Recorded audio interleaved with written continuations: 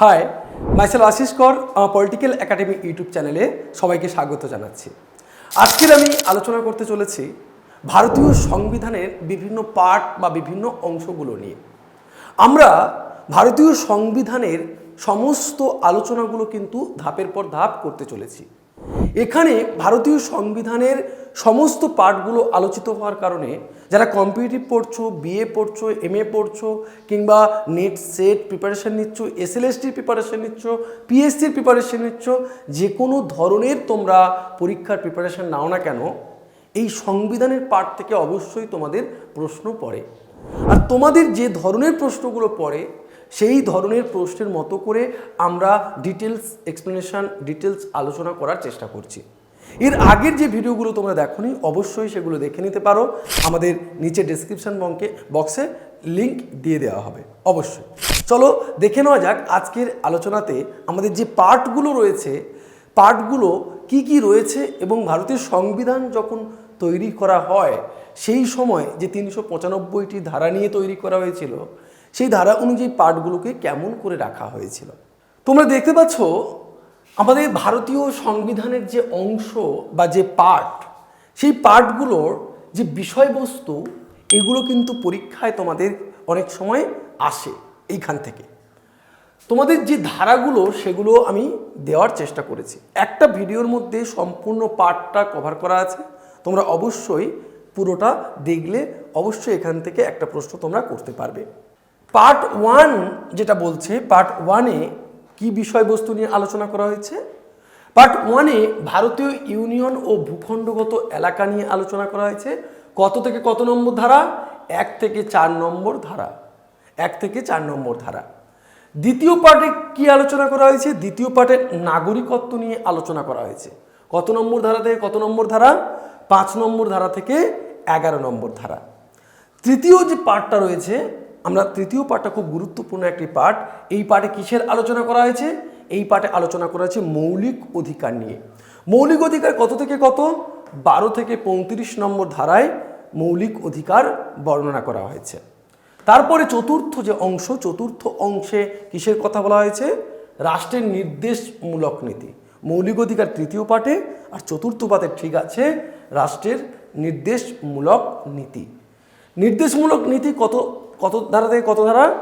36 নম্বর ধারা থেকে 51 নম্বর ধারা পর্যন্ত হচ্ছে নির্দেশমূলক নীতি। 4-এর এ অর্থাৎ তোমরা বুঝতে পারছো এখানে মৌলিক কর্তব্য, পরে 51 যে এ নম্বর ধারাটা 51 পর্যন্ত হচ্ছে নির্দেশমূলক নীতি, আর 51 এ নম্বর ধারাতে আমাদের যে মৌলিক কর্তব্য 11টা যে মৌলিক কর্তব্য রয়েছে সেটা কিন্তু 51 এ নম্বর ধারাতে ব্যাখ্যা করা হয়েছে। এই 51 এ নম্বর ধারাটা কিন্তু বারবার পরীক্ষাতে তোমাদের পড়ে। মনে রাখবে 51 এ নম্বর ধারাতে তোমাদের মৌলিক কর্তব্যের কথা বলা হচ্ছে। তারপরে দেখো 5 নম্বর যে পার্ট, 5 নম্বর পার্টে কি কি রয়েছে? 5 নম্বর পার্টে মূলত কেন্দ্রের যে প্রশাসন, সেই কেন্দ্রের প্রশাসন ব্যবস্থা নিয়ে মূলত আমাদের এখানে আলোচনা করা রয়েছে। কেন্দ্রের যে প্রশাসন ব্যবস্থা, সেখানে দেখো 52 থেকে 78 পর্যন্ত আমাদের কেন্দ্রের প্রশাসন, সংসদ 79 থেকে 122 নম্বর ধারা পর্যন্ত, রাষ্ট্রপতির আইনি ক্ষমতা 123 নম্বর ধারা থেকে, কেন্দ্রীয় বিচার বিভাগ 124 থেকে 147 নম্বর ধারায়, কন্ট্রোলার ও অডিটর জেনারেল 148 থেকে 151 নম্বর ধারার মধ্যে ব্যাখ্যা করা হয়েছে। এবারে 6 নম্বর পার্টে কি আলোচনা করা হয়েছে? 6 নম্বর পার্টে তোমরা দেখতে পাচ্ছ রাজ্যের শাসন ব্যবস্থা ও সরকার। রাজ্যের যে শাসন ব্যবস্থা, আগে আমরা দেখেছি কেন্দ্রের শাসন ব্যবস্থা, এখন আমরা দেখছি রাজ্যের যে শাসন ব্যবস্থা এবং সরকার। সেখানে সাধারণ বিষয় রাজ্যের সংজ্ঞা, প্রশাসনিক ব্যবস্থা 152, প্রশাসনিক ব্যবস্থা 153 থেকে 67, রাজ্যের আইনসভা সেখানে 168 থেকে 212 নম্বর ধারায়, রাজ্য সরকারের ক্ষমতা 213 নম্বর ধারায়, হাইকোর্ট থাকছে 214 থেকে 332 নম্বর, এবং অধস্তন আদালত রয়েছে 233 থেকে 237 নম্বর ধারাতে। এই ধারাগুলো তোমাদের মনে রাখতে হবে এবং কোন পার্টে কি কি আলোচনা করা হচ্ছে সেটা তোমাদের মনে রাখতে হবে। তারপরে কি বলছে, তারপরে বলছে সপ্তম যে আমাদের ধারা, সপ্তম যে পার্ট রয়েছে সেই পার্টে বলছে সপ্তম সংবিধান সংশোধনের মাধ্যমে এটি রদ করা হয়েছে 238 নম্বর ধারা। তারপরে বলছে অষ্টম কেন্দ্রশাসিত অঞ্চলের প্রশাসনিক ব্যবস্থা, কেন্দ্রশাসিত অঞ্চলের প্রশাসনিক ব্যবস্থা নিয়ে আলোচনা করা হয়েছে 239 থেকে 242। তারপরে যে নবমত যে অংশ সেখানে পঞ্চায়েত ব্যবস্থার কথা বলা হচ্ছে। পঞ্চায়েত ব্যবস্থার নিয়ে আলোচনা আছে কত, 243 নম্বর ধারা থেকে 243 ও পর্যন্ত। হ্যাঁ, 243 ও পর্যন্ত এই আলোচনা এখানে রয়েছে। তারপরে পৌর শাসন ব্যবস্থা নিয়ে আলোচনা করা হয়েছে।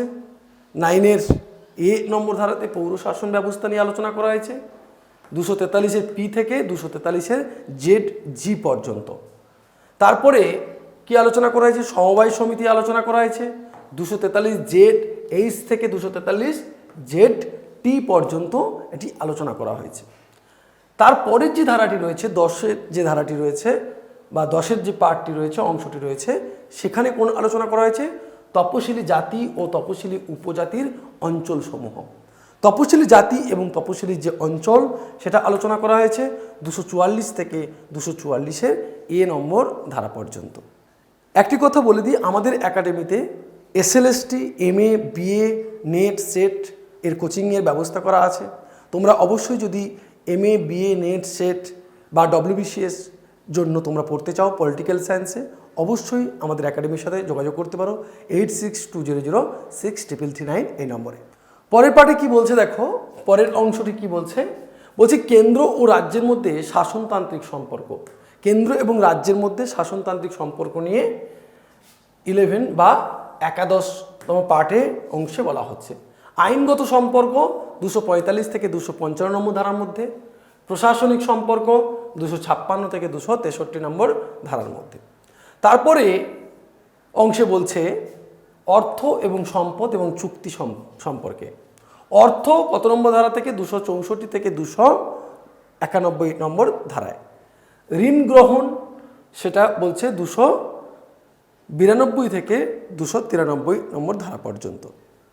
সম্পদ, চুক্তি, অধিকার, দায়বদ্ধতা, আনুগত্য সেটা বলছে 294 থেকে 300 নম্বর ধারা পর্যন্ত। আর সম্পত্তির অধিকার এখন যেটা রয়েছে মূলত 300 এ নম্বর ধারাতে, যেটা আইনি অধিকার হিসেবে সম্পত্তির অধিকার রয়েছে। একটা সময় সম্পত্তির অধিকার মৌলিক অধিকারের মধ্যে ছিল, কিন্তু এখন মৌলিক অধিকার থেকে সম্পত্তির অধিকারকে বাদ দেওয়া হয়েছে। এখন সেটা কোথায় রয়েছে, 300 এ নম্বর ধারাতে। এটা তোমরা মনে রাখবে, এটা পরীক্ষা কিন্তু পড়ে তোমাদের। তারপরের যে অংশগুলো বলছে দেখো, ব্যবসা বাণিজ্যের কথা বলছে 301 নম্বর ধারা থেকে 307 নম্বর ধারায়। তারপরের অংশে বলছে কেন্দ্র এবং রাজ্যের সরকারি চাকরি সম্পর্কিত, চাকরি সম্পর্কিত 308 থেকে 314 নম্বর। পাবলিক সার্ভিস কমিশন 315 থেকে 323 নম্বর ধারায়। তারপরের যে অংশ বলছে বিশেষ প্রশাসনিক ট্রাইব্যুনাল গঠন, বিশেষ প্রশাসনিক ট্রাইব্যুনাল গঠনের কথা বলছে 323 নম্বর ধারা থেকে 323 বি নম্বর ধারায়। তারপর নির্বাচন ও নির্বাচন কমিশন, নির্বাচন ও নির্বাচন 15 নম্বর যে পার্ট সেখানে কি বলছে, সেখানে বলছে নির্বাচন এবং নির্বাচন কমিশনের কথা বলছে 324 থেকে 329 এ নম্বর ধারা পর্যন্ত। তারপরে 16 নম্বর পার্টে কি বলছে, তপশিলি জাতি ও তপশিলি উপজাতিদের জন্য এবং ভারতীয়দের জন্য বিশেষ ব্যবস্থা গ্রহণ। 330 থেকে 342 নম্বর ধারায় এই তপশিলি জাতি এবং তপশিলি উপজাতিদের জন্য বিশেষ সংরক্ষণের ব্যবস্থা রাখা হয়েছে। তারপরে 17তে কি বলছে, বলছে যে সরকারি ভাষা, আমাদের যে সরকারি যে ভাষাসমূহ সেইগুলো সম্পর্কে এখানে আলোচনা করা হয়েছে। রাষ্ট্রীয় ভাষা 343 থেকে 344, আঞ্চলিক ভাষা 345 থেকে 349, সুপ্রিম কোর্ট এবং হাইকোর্টে ব্যবহৃত ভাষাসমূহ, হ্যাঁ সেগুলো রয়েছে 348 থেকে 349, বিশেষ নির্দেশাবলী রয়েছে 350 থেকে 351। তারপরের পার্টে বলছে জরুরি অবস্থা সংক্রান্ত ব্যবস্থা, 18 নম্বর যে পার্ট জরুরি অবস্থা সংক্রান্ত ব্যবস্থার কথা বলছে 352 থেকে 360 নম্বর ধারায়। তারপরে 19 নম্বর পার্টে কি বলছে, ফৌজদারি মামলা থেকে রাষ্ট্রপতি ও রাজ্যপালের নিষ্কৃতি দেওয়ার যে ব্যবস্থা 361 থেকে 367 নম্বর ধারা। তারপরে 20 বা 20 নম্বর ধারাতে কি বলছে, সংবিধান সংশোধন পদ্ধতি অংশে সংবিধান সংশোধন পদ্ধতির কথা বলছে 368 নম্বর ধারাতে, তোমরা জানো। তারপরে বলছে দেখো 21 নম্বর যে পার্ট রয়েছে, অস্থায়ী ও বিশেষ ব্যবস্থা সমূহ গ্রহণ, অস্থায়ী ও বিশেষ ব্যবস্থা সমূহ গ্রহণ 369 থেকে 392 নম্বর ধারায়। একদম শেষ যে পার্টটি 22টি পার্ট তখন ছিল, সেই 22টি পার্টে বলছে সংবিধানের সংক্ষিপ্ত শিরোনাম, সূচনা ও বাতিল সম্পর্কিত বিভিন্ন ব্যবস্থা। সংবিধানের সংক্ষিপ্ত শিরোনাম, সূচনা ও বাতিল সম্পর্কিত ব্যবস্থা। এই ধারাটি কোন কোন পর্যায় পর্যন্ত রয়েছে? এই ধারাটি 393 থেকে 395 পর্যন্ত এই ধারাটি রয়েছে। তোমাদের এই সমস্ত পার্টগুলো থেকে, অংশগুলো থেকে শুধু তোমাদের এই ব্যবস্থাগুলো সম্পর্কে মনে রাখতে হবে। আমি ডিটেলস অনেকগুলো দিলে তোমাদের আলোচনা করতে অনেকটা সময় লেগে যেত, কিন্তু পরীক্ষায় যে রকমভাবে আসে, যেটুকু তোমাদের দরকার শুধু ধারাটা এবং তার মূল কথাটা কি, কোন বিষয়গুলো নিয়ে আলোচনা করা হয়েছে সেগুলো নিয়ে এখানে আলোচনা করলাম। আশা করি এই ভিডিওটি দেখলে তোমরা অবশ্যই এখান থেকে একটা প্রশ্ন কমন পাবেই পাবে। ভিডিওটি শেষ অবধি দেখার জন্য অনেক অনেক ধন্যবাদ। যদি ভিডিওটি ভালো লেগে থাকে অবশ্যই বন্ধুবান্ধবদের মধ্যে শেয়ার করবে এবং আমাদের চ্যানেলটিকে অবশ্যই সাবস্ক্রাইব করবে।